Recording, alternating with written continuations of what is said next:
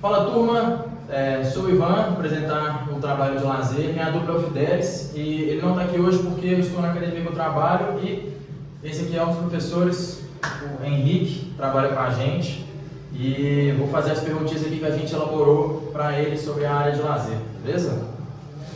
Então, qual que é a sua concepção de lazer? Então, minha concepção de lazer seria o tempo que a gente dedica ali para as atividades prazerosas, né? Que fazem a gente fugir da nossa rotina, do nosso cotidiano, aquilo que não tem a ver com o nosso trabalho. E, embora eu trabalhe com educação física e eu tenho uma parte da área voltada para o lazer ali, principalmente com as crianças, a gente acaba tendo essa distorção que acontece um pouco de que o trabalho seria um lazer, mas uma coisa não é sinônimo da outra, né? Ali eu estou no meu trabalho, ali eu tenho a parte de obrigação de estar proporcionando lazer para quem está ali fazendo a prática da atividade comigo ali, atividade física. Isso a gente vê na aula também, que a Vaninha bate muito nessa tecla de que se é uma obrigação, deixa de ser um lazer, né? Porque você está sendo obrigado a fazer aquilo, então você não está fazendo porque você quer, você pode fazer a hora que você quer, se quando você quiser você faz, aí você é obrigado a fazer, então deixa de ser um lazer. Exatamente, no meu caso é uma obrigação, né, porque é uma responsabilidade minha, né, que é o meu trabalho, e aí eu tenho que elaborar e colocar em prática tudo aquilo que foi elaborado, organizar para proporcionar o lazer de quem está vindo justamente com o intuito de ter essa vivência com o lazer. É uma obrigação prazerosa. É. E segunda pergunta, você baseia seu método didático em algum estudioso da área do lazer? Então, eu não baseio em um estudioso específico. Eu tenho ali como um grande exemplo das leituras que eu faço Huizinga, mas geralmente é um acoplado mesmo que eu faço de diversas leituras que já foram feitas desde a época ali da faculdade, enquanto eu estava no meu processo de formação, até hoje em dia. E aí eu vou fazendo mais leituras e à medida que vai aprimorando, vai agregando, eu vou aplicando isso no meu trabalho. E há quanto tempo que você atua nessa área? Eu atuo na área há 3 anos, né? Assim que eu me formei, eu fui contratado pela BH dentro das especificidades do trabalho que a gente faz aqui. Tem uma aula específica para as crianças e aí a gente faz o desenvolvimento das capacidades físicas deles através do momento ali de lazer, né, que eu proporciono a eles dentro das aulas. É isso, formei na PUC, no Corel, na mesma faculdade, e graças a Deus, assim que eu formei no final do processo da pandemia, assim que eu formei, eu era estagiário aqui da BH e aí eu fui chamado para estar trabalhando de maneira formal. Quais são os maiores desafios que você encontra durante as aulas? Então, os desafios que mais existem geralmente principalmente lidando ali com crianças de várias criações diferentes, várias educações diferentes, é o fator de promover a inclusão de todos de uma maneira que faça com que todos tenham uma boa vivência e consigam ter um bom desenvolvimento no decorrer das aulas. Claro que além disso tem ali os fatores do ambiente, dos materiais, né? Mas o primordial ali que eu considero seria esse, de promover a inclusão de todos mesmo, justamente pelo fator que eu falei da criação ser diferente. São várias crianças de idades diferentes também, sim. Então habilidades diferentes, tem uns que às vezes tem um pouquinho de dificuldade a mais para correr, outros já são mais avançados. Exatamente, é uma faixa etária bem diversificada. A gente começa ali dos 4 anos e tem aluno que vai até 10 anos de idade. A partir dos 11 anos que a gente evolui para outra turma. Então é uma faixa etária bem distante uma da outra. E aí acaba que tem vários, cada um está no seu degrau de desenvolvimento. E que faz diferença, né? Porque aqui a gente trabalha dos 5, né? Começa com 5 e vai até 10. Né? Tem a de 4 também. Então de 5 anos até 9 anos, 10 anos, a diferença é muito grande, né? De desenvolvimento. Então imagino que seja bem difícil fazer a inclusão de todos na mesma aula, na mesma dinâmica, e todo mundo tem a mesma, não a mesma vivência, mas uma vivência bacana. Né? Cada um vai ter a sua experiência. experiência, né? Com base no que está tendo na aula, mas a vivência acaba que vai ser a mesma que eu vou estar proporcionando para todos, mas aí cada um vai adquirir a sua experiência de acordo com essa vivência que está sendo promovida para eles. A próxima pergunta aqui que a gente elaborou é: qual é a relevância do lazer na vida das pessoas? Qual que você acha que é a importância do lazer, né, que as pessoas têm? Bom, na minha opinião, o lazer ele tem um papel fundamental na vida das pessoas, né?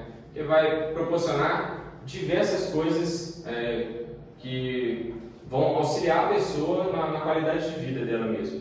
E aí, mais voltado para o trabalho que eu promovo, né? Que é mais para as crianças, vai estar ajudando a desenvolver a criatividade, vai estar dando uma desconectada também, porque atualmente a gente vive numa sociedade onde principalmente as crianças estão muito interagidas com a tecnologia e acaba levando um estilo de vida muito sedentário desde cedo, é muito precoce, né, esse estilo de vida mais sedentário, e aí a gente consegue promover mais isso. Então eu acho que tem um papel fundamental na vida, principalmente das crianças que atualmente estão muito mais envolvidas com a tecnologia.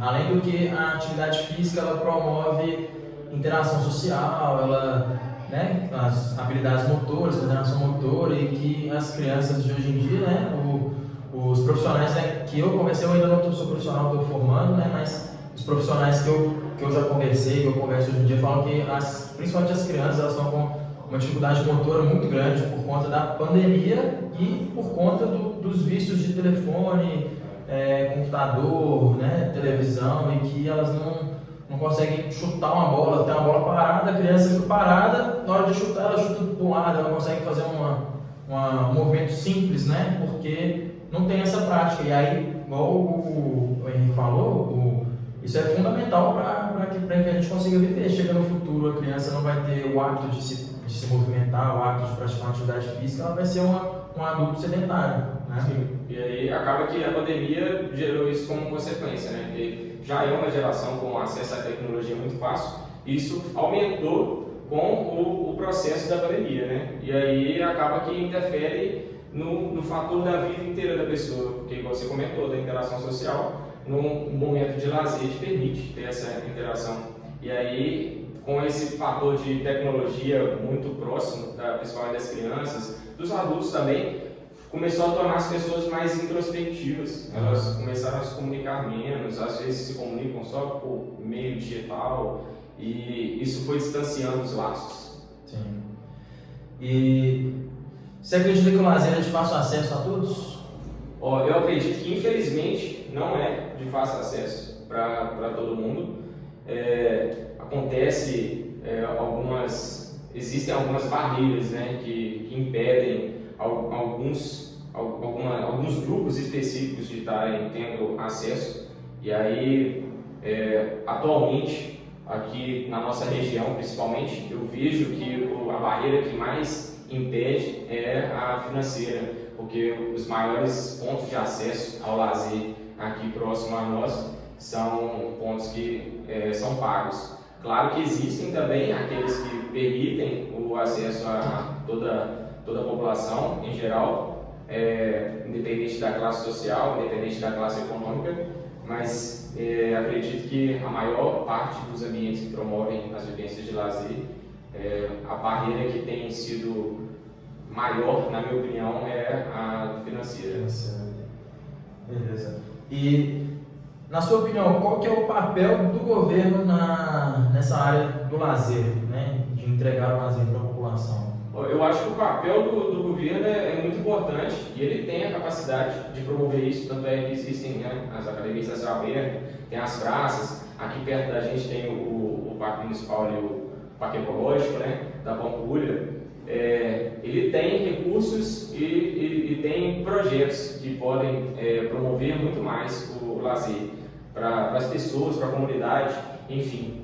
Porém, existem algumas restrições, né? E isso impede com que seja um ponto mais evoluído, podemos dizer assim, né? Um ponto mais de melhor acesso para todo mundo. Acaba que fica um pouco restrito, não temos tanta evolução, mas o governo tem o seu papel primordial nessa questão, na minha opinião. porque é ele que vai desenvolver a criação desses espaços e promover até eventos mesmo. Sim. Aí, por exemplo, como a gente é da calistenia, construir mais praças com acesso a barras, né, tanto as barras mais altas ali, barras mesmo que fazem com que estimule a galera a se movimentar, né, velho? Você vê que eu vejo que, por exemplo, nos poucos pontos, nas poucas praças existentes com essas barras, né, as crianças já vão lá, se penduram, se movimentam, fazem várias coisas que estimulam as crianças a se movimentar. Se for apenas prédio de construção, prédio, avenida, você vê que não tem nenhum incentivo ao esporte, né? Só apenas os privados, por exemplo. Então, se a pessoa, que foi aquilo que você comentou antes, se tiver só a escolinha de futebol para pagar, tiver só uma academia de natação, as pessoas não vão se sentir estimuladas a se movimentar. E acaba promovendo mais interação também, né? Exatamente. E aí acaba que se você parar para reparar, inclusive nessas praças que tem as exceções, né, que tem barras, algumas estruturas, se você parar para reparar, foram feitos para uso adulto.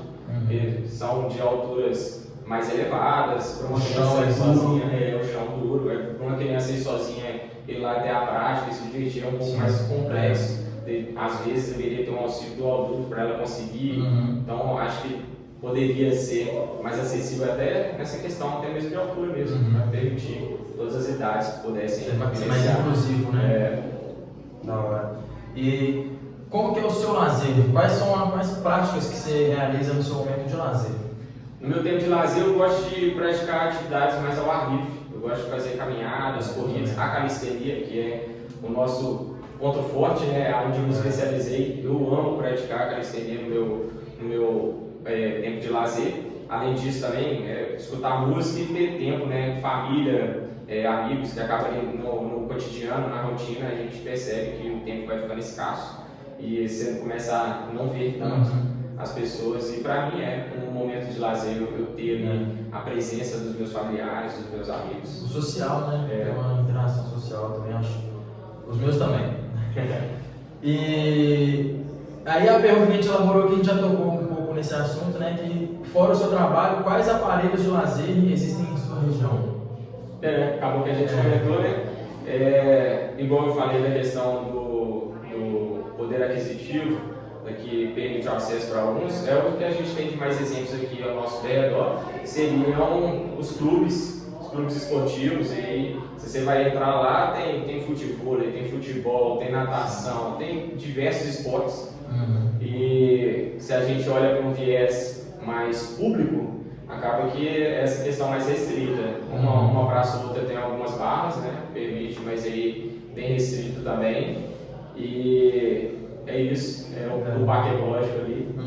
E como a gente trabalha com o esporte, né? Acaba que a gente reparando mais nos esportes, né? Mas na disciplina da professora, ela mostrou pra gente, né, que existem muitas áreas de lazer no centro da cidade, como teatro, dança, que também estimulam, né, o movimento do corpo e a interação social, né? E aí acaba que a gente deixa de reparar um pouco nisso, porque a gente fica só naquilo, tipo assim, a gente gosta muito do esporte, a gente vivencia muito o esporte, então aí acaba que a gente repara muito mais no esporte do que em outras áreas, né? E aí a disciplina da Vânia proporcionou isso pra gente. Verdade. Interessante pra caramba você comentar que recentemente eu fui no museu daqueles que tem lá na Praça da Liberdade. Bacana demais. E faça acesso ao público. Uma outra forma de lazer. E igual na parte que eu fui lá do espaço da FMG, o espaço de conhecimento, a única parte do processo lá que se você quiser pagar seria dentro de uma sala lá que você tem um filmezinho assim, que você tem a vista de como que é o espaço e tudo mais. Então assim, e é barato. Então é um projeto do governo e a gente percebe que o governo tem essa capacidade. Porém, obviamente não é tão fácil de expandir para todos os espaços, né? Mas a gente vê que tem um ponto ali, se tem alguém fazendo a parte dele para acontecer, acredito que é só cada um de nós continuar fazendo a parte que a gente vai fazer, promover isso para mais pessoas. Sim. E você acha que existe algum tipo de concorrência aqui com a gente, nessa área do lazer?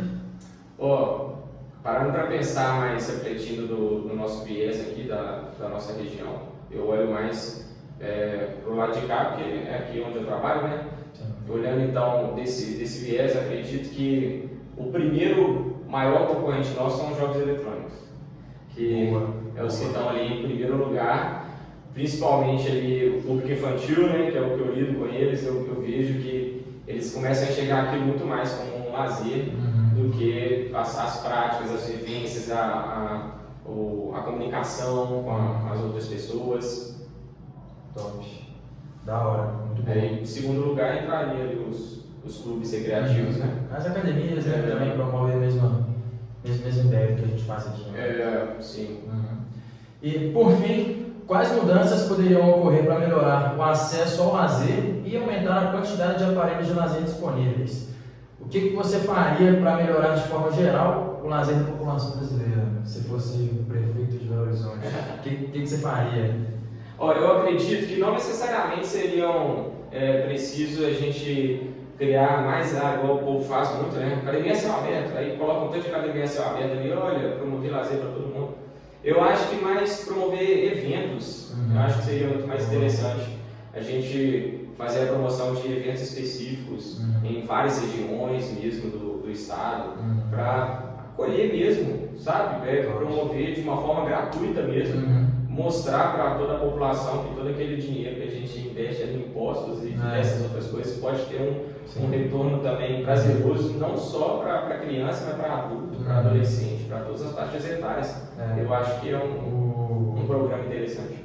Aqui a gente fica no Castelo, né, e aí fica perto da Pampulha, e na Pampulha ocorrem corridas, né, diversas corridas que a galera pode ir pagando, né, fazendo a inscrição, ou pode ir de graça também, vai lá, só acompanha a corrida, segue, e criar uma outra forma de lazer também, uma outra prática esportiva que está acessível ali pra galera, só chegar e ir, sacou? Aí o único viés é que, para nós que somos da área, o esporte chega a ser lazer também, além da profissão, né? E existem pessoas que o esporte não encaixaria no âmbito como lazer. Então é por isso que eu pensei na ideia também dos eventos, porque aí você promove, por exemplo, um evento que vai ter refeições, vai ter brincadeiras, aí brincadeiras que vão interagir pais e filhos, vai interagir filho com filho, todo mundo ali dentro do parque ecológico ali mesmo, seria interessante pra caramba, e atrair muita gente com toda certeza, que está na região da Pampulha. Eu acredito que sairia um pouco desse viés de esporte, que acaba que a gente da área, a gente atrela muito o lazer mesmo ao esporte, porque a gente gosta, né? Mas se a gente abrir um pouquinho o leque também, tem muitas possibilidades. Muita coisa, né, para explorar, para a gente poder, pra gente ver. E é isso. Tamo junto, muito obrigado. Eu que agradeço pela entrevista aí.